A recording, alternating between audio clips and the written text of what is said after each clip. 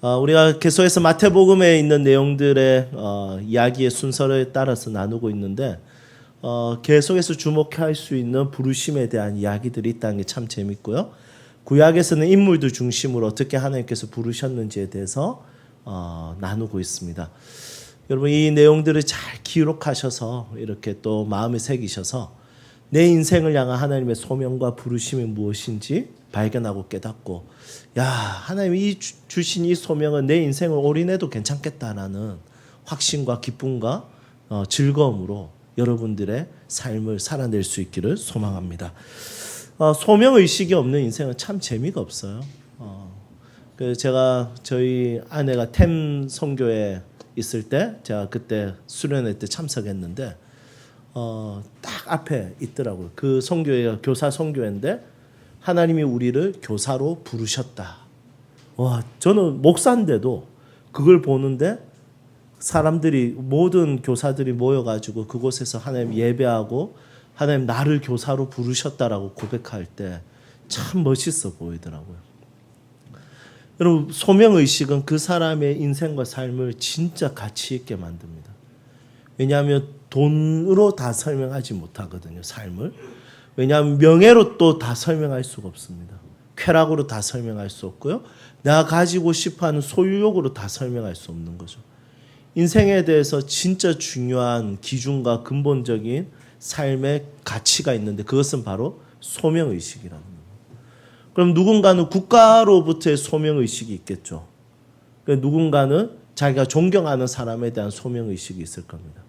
그러면 그리스도인은 어디를 향한 소명의식을 가지고 있냐면 하나님에 대한 소명의식을 가지고 내가 살아가는 모든 영역에 삶의 모든 영역에 하나님이 부르셨고 보내셨다는 것을 고백하며 그 모든 것이 가치 있고 의미 있고 귀하다라는 것을 깨닫는 것입니다.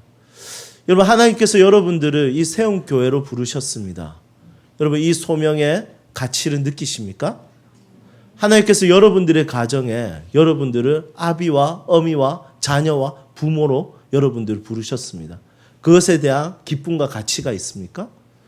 하나님께서 여러분들의 직장에 하나님께서 그 직장에 여러분들을 부르셨습니다. 여러분 그것에 대한 가치가 즐거움이 있으십니까? 여러분 진짜 힘든 것 같아요. 저는 목사인데도 하나님 부르셨다라는 것이 있지만 종종 주일날 교회 가기 싫다. 여러분들이 월요병 있는 것처럼 저 주일병 있는 거거든요. 여러분 목사라고 해서 여러분 소명의식이 항상 불타오르고 막 설교가 너무 하고 싶고 이런 거 아닌 거 아시죠? 여러분들은 월요병, 저는 주일병 이렇게 있습니다. 부끄럽네요. 네. 사람 다 똑같다는 거죠. 소명의식이 식어지면 모든 것이 재미없습니다. 그런데 소명의식이 살아나면 모든 것의 가치와 기쁨과 즐거움을 느낄 수가 있습니다. 그러면 소명이라는 것은 더 콜, 그분의 콜링, 부르심이지 않겠습니까? 불렀다. 이것이지 않습니까? 부르심은 항상 연관이 있는 것이 뭐냐면 선택입니다. 하나님은 70억 인구 모든 자들을 부르시지 않았습니다. 예를 들면 예수님이 십자가에서 죽으신 이유는 이 어려운 숙제인데 한번 맞춰보시겠습니까? 예수님이 십자가에서 죽으신 이유는 온 인류를 구원하기 위해서 죽으셨을까요? 아니면 선택된 백성들을 위해서 죽으셨을까요?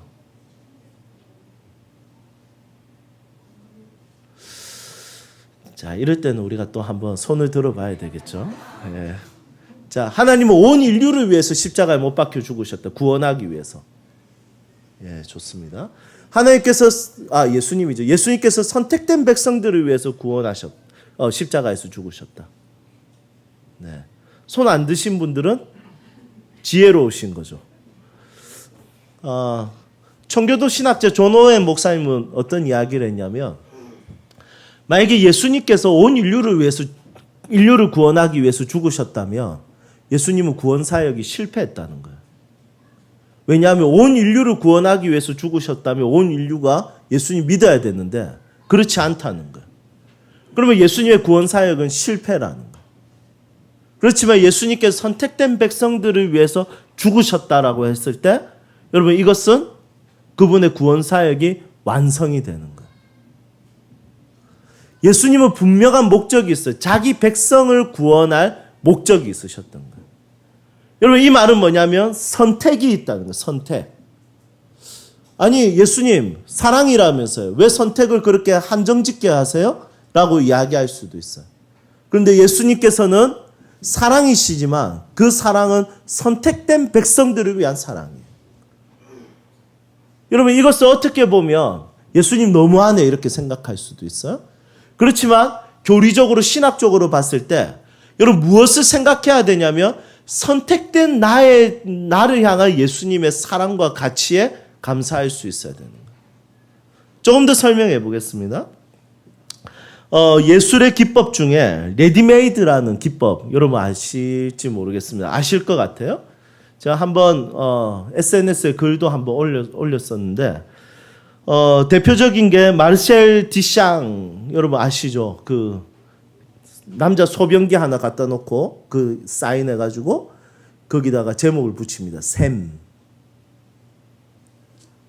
그리고 그게 11억에 팔렸습니다.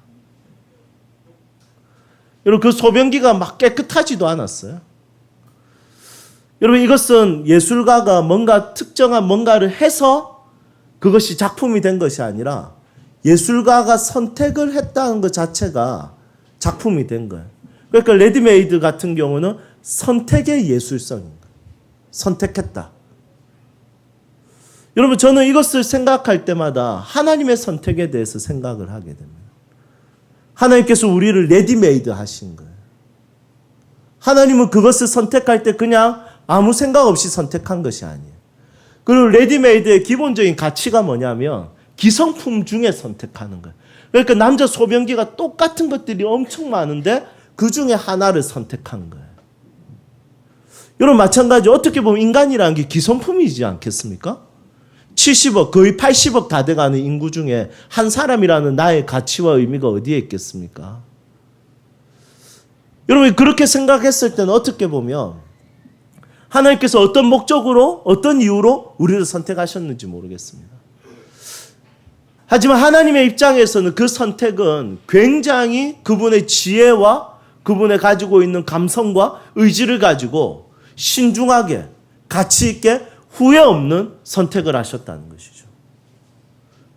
디샹이 그것을 선택하고 나서 이 소변기 별로지 이 소변기를 선택해야 했어야 됐는데 여러분 그렇게 하지 않고 그 소변기를 전시에 출품을 하고 사람들이 뭐라고 하든 이것은 저의 선택입니다라고 말할 수 있는 예술가의 뚝심이 있었던 거예요. 여러분 하나님께서 왜 하필이면 이종화를 선택했으며 여러분들을 선택했을까요? 이것에 대한 가치와 의미에 대해서 한번 고민해 볼 필요가 있다는 것입니다. 그분의 선택 자체가 우리 지난주에 제가 나눴듯이 미학적인 거예요. 아름다움이 있는 거예요. 그분은 진리가 아니면 선택하지 않아요. 옳은 것이 아니면.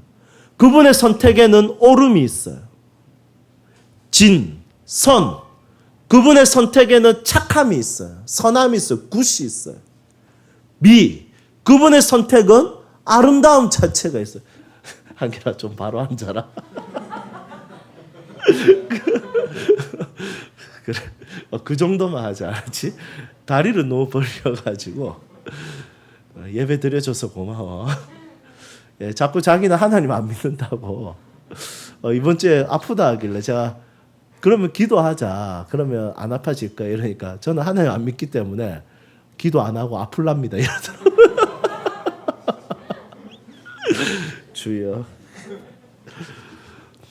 하나님 선택하셨을 겁니다. 네. 여러분 진선미, 옳음과 선함과 아름다움을 다 가진 상태에서 하나님은 선택하시고 그것에 대해서 하나님은 후회가 없다. 이렇게 말씀하시는 분이십니다. 여러분 오늘 이 말씀에서도 예수님은 12제자를 부르셨다 이렇게 이야기합니다. 여러분 지금 예수님을 따르는 자들이 너무 많습니다. 그런데 왜 12제자들만 부르셨을까요? 여러분 이게 레디메이드죠. 그분께서는 12제자를 부르셨습니다. 특정된 소수를 부르셨습니다. 그래서 예수님의 은혜, 하나님의 은혜 중에 교리 중에 중요한 게 뭐냐면 제한된 은혜입니다. 리미티드.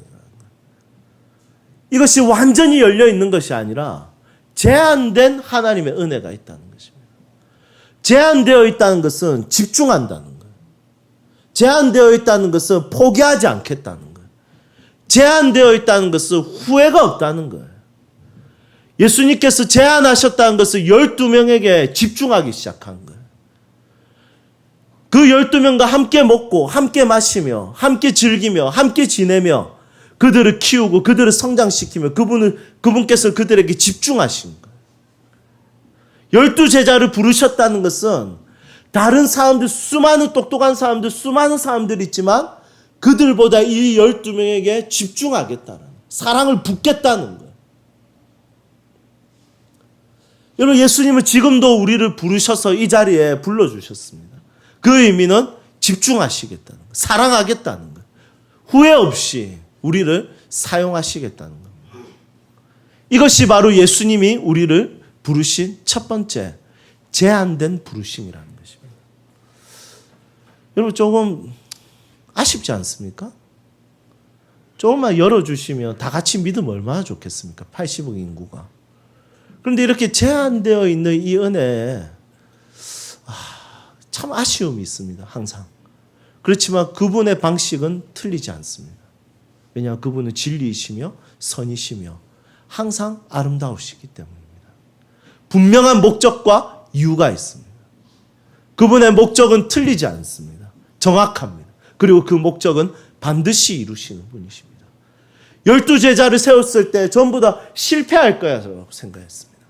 왜냐하면 12제자는 다 배신했고요. 12제자는 똑똑하지도 않았고요. 유명하지도 않았습니다. 굉장히 평범한 사람이었습니다. 그런데 예수님은 절대로 실패하지 않으셨습니다. 그 12명을 통해서 하나님의 나라는 확장되어졌으며 수많은 사람들이 예수님께로 돌아오게 됐고, 그리고 온 열방과 민족의 교회가 세워지고 하나님의 나라가 이루어지고, 하나님의 나라가 이루어지는 곳마다 학교가 세워지고 병원이 세워지고 가난한 자들이 힘을 얻고 여성의 인권들이 탄압을 받을 때 여성들의 인권이 회복이 되었으며 교회가 들어가는 곳마다 놀라운 일들이 곳곳마다 일어났습니다.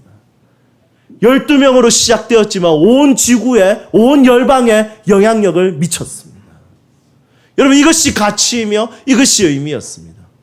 다른 종교는 전부 다 출가하라고 할 때 이 12제자를 통해서 선포되어지는 말씀은 너희는 세상의 빛이며 소금이며 세상의 영향력을 나타낼 것이라고 말씀하셨습니다. 그 가치는 모든 그리스도인들을 세상에 들어가게 했으며 세상 가운데 영향력을 미치게 했다는 것이죠. 예수님의 부르심은 절대로 실패하지 않습니다. 동의하십니까? 오늘 이 자리에 우리가 모여 있습니다. 여러분, 우리는 그분이 실수로 부르셨을까요? 절대로 결단코 그렇지 않습니다. 그분의 부르심은 완벽합니다.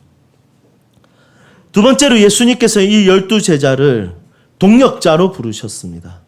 더러운 귀신을 쫓아내며 모든 병과 모든 약한 것을 고치는 권능을 주시니라. 자신만 하던 그 사역을 그 제자들에게 함께 할 수 있도록 부르셨다는 것입니다.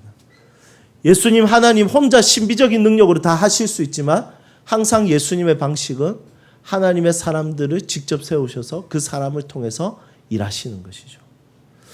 여러분, 하나님께서는 오늘도 우리를 동력하기를 원하십니다. 하나님은 빠르게, 정말 순식간에 번개처럼 그분의 사역과 그분의 뜻을 이루시는 것이 아니라 느리더라도, 천천히 가더라도 그 사람을 세워서 그 사람을 통해서 일하시는 분이십니다. 여러분, 세운 교회는 이종화 한 사람을 통해서 빠르게 세워지는 것보다 느리게 세워지더라도 우리가 함께 세워가는 것이 중요합니다. 여러분, 가정을 아버지 혼자 먹이 살리는 것보다, 어머니 혼자 먹이 살리는 것보다 온 가족이 함께 가정을 기획하고 설계하고 가정을 이끌어가는 것이 중요한 것입니다. 여러분, 우리는 그래서 많은 대화를 해야 되며 많은 관계적인 기품을 가질 수 있어야 되는 것이죠. 그것을 가지지 않으면 혼자 힘으로 합니다. 혼자 감당합니다. 여러분, 그것은 빠르게 자랄지 모르겠지만 그것은 분명히 문제가 생기게 되어 있습니다. 예수님의 방식은 혼자 하는 사역이 아니라 빨리 가는 사역이 아니라 모든 것을 철저하게 혼자서 다 꼼꼼하게 하는 것이 아니라 예수님은 함께 하는 것입니다. 저는 저희 교회가 다음 세대가 잘 세워지는 것이 너무 행복합니다. 물론 저 혼자 페이 다 받고 저 혼자 그냥 다 할 수 있겠죠. 하지만 그것이 아니라 교육자들이 세워지고 부장 집사님들이 세워지고 담임 목사가 별 이야기 하지 않아도 각 기관마다 그냥 돌아가는 거. 빠르지 않지만 속도감이 있진 않지만 급속도로 성장하는 것은 아니지만 천천히 하나하나 세워져 가는 것이 참 아름답다고 생각합니다. 여러분, 하나님의 방식과 하나님의 방법을 배우십시오. 하나님의 방법과 방식은 혼자 하는 것이 아니라 사람들과 함께 하는 것입니다.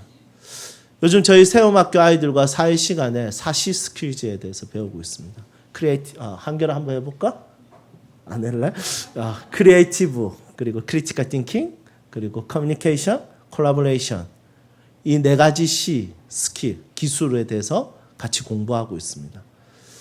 여러분, 아이들이 순수해서 커뮤니케이션과 콜라보레이션 잘할 것 같지만 정말 못합니다. 본질적으로 제 속성은 뭐냐면 함께 하는 것이 잘 안 됩니다. 이거 내가 하면 되지. 뭐 별거 아니. 이 작은 거 그냥 내가 하면 되지. 여러분, 그게 아니라 성령께서 함께 하시면 동력할 수 있는, 콜라보레이션 할 수 있는 기술과 협력할 수 있는 능력을 가지게 됩니다. 예수님께서 혼자 다 하시며 완벽하게 하셨을 건데 예수님께서 혼자 하지 아니하시고 함께 하셨습니다. 여러분, 여러분들 가정에 여러분들의 부부가 함께하는, 함께 문제를 해결하는, 함께 고민하고 함께 생각해서 함께 돌파하는 그런 관계가 되었으면 좋겠습니다. 김동호 목사님이 집을 구할 때 두 집을 구했답니다. 딱 선택하려고. 이 두 집 중에 한 집을 하면 되겠다 생각했습니다. 그러니까 그 선택권은 누구에게 줬을까요? 삼촌한테? 삼촌? 여러분, 자기 아들에게 그 선택을 줬답니다. 둘 중에 아무거나 골라도 상관없으니까 마지막 선택을 아들에게 줬다는 거예요. 그 아들이 꼼꼼하게 어린아이가 둘러보고 이 집요 이렇게 이야기했을 때 더 이상 생각 안 하고 그 집을 구입했다고 합니다. 여러분, 저는 김동호 목사님 개인적으로 굉장히 지혜롭다고 생각합니다. 정말 하나님의 가치와 의미를 아는 분이라고 생각합니다. 여러분들의 가정이 하나님의 지혜 안에서 함께 가정을 세워가고 교회를 세워가고 여러분들의 직장 생활을 세워가고 서로가 서로를 세워갈 수 있는 하나님의 사람들이 되었으면 좋겠습니다. 마지막으로 하나님께서는 이 제자들에게 권능을 주십니다. 여러분, 이것을 믿으시기를 소망합니다. 하나님은 능력을 주시는 분이십니다. 부족하고 연약한 우리들에게 그냥 괜찮다, 응원만 하시는 것이 아니라 능력을 주시는 분이십니다. 여러분, 이 능력을 가지고 살아갈 수 있기를 소망합니다. 연약함과 부족함이 많이 보일 때마다 그냥 상관없이 그냥 위로해 주시면 위로받고 그냥 삶을 살아가는 것이 아니라 하나님으로부터 오는 권능, 능력, 정말 하나님의 사역을 감당할 수 있고 직장 생활을 멋있게 감당할 수 있고 가정을 아름답게 세울 수 있는 하나님이 주시는 권능을 받았으면 좋겠습니다. 저는 제일 필요한 것이 사랑과 믿음과 지혜라고 생각합니다. 뭐 방언도 좋죠. 예언도 좋죠. 그런데 나의 일상을 생각했을 때는 사랑과 믿음과 지혜라는 거. 여러분, 이 세 가지가 참 중요하더라고요. 이 세 가지가 있으면 내 삶의 모든 영역을 극복할 수 있더라고요. 성경에서는 이 사랑과 지혜와 믿음에 대해서 정말 강조를 많이 하고 있습니다. 권능 중에 가장 위대한 권능이라고 생각합니다. 하나님께서 여러분들에게 지혜를 주셔서 무엇인가를 돌파할 수 있는 은혜가 있기를 소망하고 하나님께서 여러분들의 믿음을 주셔서 어려운 상황이 오더라도 두려워하지 않고 당당하게 맞설 수 있기를 소망하고 하나님께서 여러분들에게 사랑을 주셔서 그 사랑을 가지고 모든 사람들을 품고 상황을 품을 수 있는 하나님의 사람들이 되었으면 좋겠습니다. 지금 저에게도 이 세 가지는 굉장히 간절합니다. 이 세 가지가 꼭 필요한 것 같습니다. 어디로 가든 무엇을 하든 이 세 가지 능력이 제 인생에 제 삶에 완전히 필요한 것 같아요. 여러분, 여러분들에게 지금 필요한 능력은 무엇입니까? 여러분들의 하늘은 열려 있습니다. 예수 그리스도로 인하여 하늘 사닥다리가 연결되어 있습니다. 하나님 앞에 구하면 하나님께서 여러분들에게 권능을 주십니다. 그냥 위로받는 종교가 아니라 아편처럼 내가 감정으로 만족하는 종교가 아니라 진짜 세상을 이기는 하나님의 능력, 하늘과 땅의 권세를 여러분들에게 주셨으니 온 열방을 제자로 삼고 당당하게 살아갈 수 있는 하나님의 능력을 가지고 살아갈 수 있기를 축복합니다. 이제 말씀을 정리하겠습니다. 하나님의 선택은 최고의 미학입니다. 정말 아름다운 것입니다. 절대로 후회 없이 그분의 선택은 우리를 향해 있습니다. 그리고 두 번째로 하나님께서는 우리를 동력자로 부르셨습니다. 여러분들이 하나님의 동력자라는 것을 깨닫기를 소망하고 무엇인가를 일할 때 하나님의 방법과 방식을 따라서 사람들과 함께 일할 수 있기를 소망합니다. 세 번째, 하나님은 능력을 주시는 분이십니다. 이 능력 가지고 세상 가운데 어깨 펴고 가슴 펴고 당당하게 승부할 수 있기를 주님의 이름으로 축복합니다. 오늘 어떤 능력이든지 구하십시오. 여러분, 오늘 저녁에 내일 구해야지 하지 마시고 수요일날 수요 모임 때 구해야지 하지 마시고 오늘 찬양할 때 기도할 때 꼭 필요한 능력 한 가지 이상 생각하고 구하십시오. 하나님께서 오늘 이 시간 주실 것입니다. 여러분들이 은혜 받을 만한 때는 바로 지금입니다. 함께 찬양합시다.